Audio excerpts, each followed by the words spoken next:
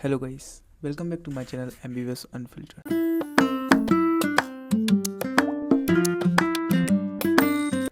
आज की वीडियो में हम बात करेंगे एक इंडिविजुअल सब्जेक्ट की, जो कि है एनाटॉमी। एमबीबीएस फर्स्ट ईयर में एनाटॉमी एक ऐसा सब्जेक्ट है जिसको देखकर लगता है कि ये कब ख़त्म होगा, पर आज की वीडियो में हम देखेंगे कि इसको ना मैनेज कैसे करें फर्स्ट ईयर में, और इसमें स्कोर कैसे करें अच्छे से। देखो, एनाटॉमी ऐसा नहीं है कि रट्टा मार दिया और काम ख़त्म हो गया। इस सब्जेक्ट को थोड़ा समझना पड़ता है, थोड़ा रिलेट करना पड़ता है एंड थोड़ा रट्टा भी मारना पड़ता है।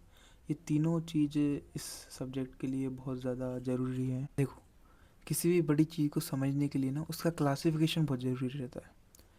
एनाटॉमी का क्लासिफिकेशन हम देखेंगे ना, तो एनाटॉमी में जो रीज़न जो क्लासीफाइड हुआ है वो हुआ है कि अपर लिम्ब में, लोअर लिम्ब में, thorax, abdomen, neuro and head and neck.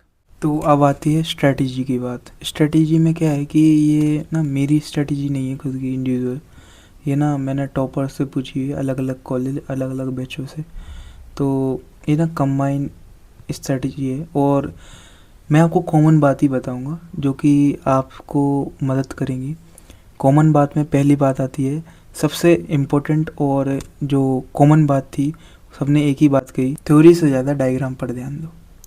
ये बात हर टॉपर ने कही। जब भी आप किसी टॉपिक के बारे में पढ़ रहे हो, उससे थ्योरी से पहले आप एक बार डायग्राम बना के देखें, जिससे एक ओवरव्यू मिल जाए थ्योरी के बारे में। एक डायग्राम ना 4 पेज की थ्योरी के बराबर रहता है, बल्कि ज़्यादा ही रहता है। आप डायग्राम थ्योरी के पहले बनाएंगे जिससे आपको एक ओवरव्यू मिलेगा थ्योरी का। एक आप थ्योरी के बाद बनाएंगे जिससे जो थ्योरी है उसका रिवीजन होगा, साथ ही में जो डायग्राम आपने पहले बनाया था उसका रिवीजन होगा। तो इससे आपका 2 बार रिवीजन हो रहा है, एंड जो आउटपुट निकल रहा है वो बहुत ही ज़्यादा निकलेगा इससे। सेकंड पॉइंट ये है कि अगर आप वीडियो देखोगे तो कम याद रहेगा, सिर्फ बुक्स पढ़ोगे तो कम समझ आएगा। परफेक्ट कॉम्बो है कि आप वीडियोस देखो कंसेप्ट के लिए, बुक्स भी पढ़ो थोड़ी थोड़ी डिटेल्स के लिए, एंड तीसरी चीज़ आप ड्रॉ करो डायग्राम याद करने के लिए।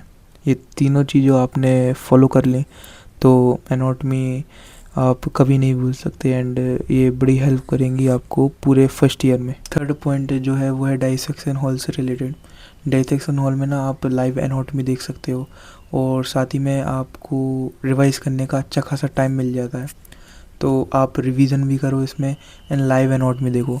लाइव एनाटॉमी ना आपको रिवीजन में भी बहुत हेल्प करेगी। तो जो पॉइंट है वो है नोट्स रिलेटेड। नोट्स से ना नोट्स लिखने में बड़ी दिक्कत आती है, सबसे ज़्यादा दिक्कत आपको नोट्स लिखने में ही आती है। नोट्स में ना सबसे जो इम्पोर्टेंट रहती है वो रहती है, अगर आपको मसल्स वगैरह से रिलेटेड कुछ चीज़ याद करनी है तो आप उनको टेबल फॉर्म में लिखें, एंड नर्व या फिर आर्टरी का कोर्स लिखना है तो वो डायरेक्ट फ्लो चार्ट के फॉर्म में लिखें।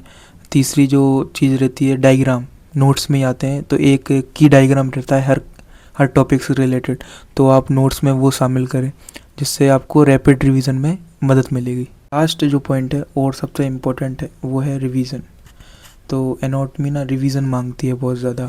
अगर आप इसको रिवाइज नहीं करेंगे टाइम टू टाइम तो ये ना ये उड़ जाती है एकदम दिमाग से, और आपको ना आप पढ़ चुके हो एंड फिर आप 1 महीने बाद या 2 महीने बाद वो चीज़ दोबारा से देखते हो तो आपको एकदम से न्यू लगती है।